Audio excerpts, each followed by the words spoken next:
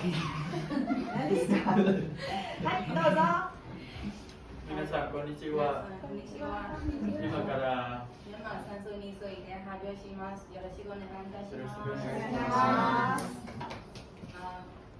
私の国では2021年から今まで戦争が続けています。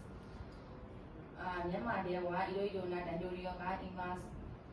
ミャンマーの人々が羨ましくて好きな大統領がいました。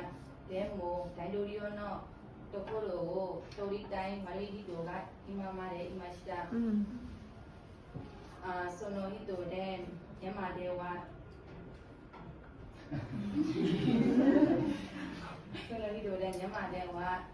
いろいろなことが困りました。ミャンマーの人々が羨ましくて好きな人はドン・サンスティという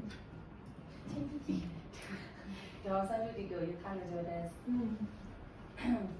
その彼女はさっき大統領した時はミャンマーでコストも便利だし、食料品も安いし、学校とか病院とかいろいろな便利になって進みました。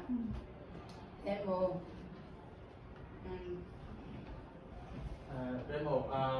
悪い人で人々が亡くなったり、火事で家も壊れていました。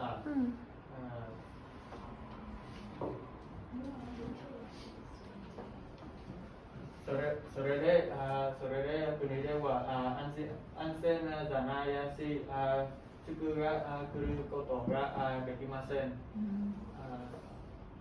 それでミャンマーでは海外へ留学する人が増えてきました。日本だけじゃなくていろいろな国へ行く女性も多くなってきました。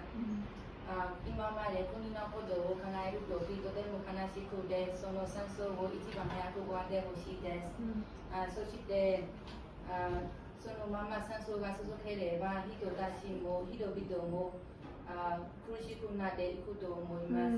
これで発表終わりました。ありがとうございました。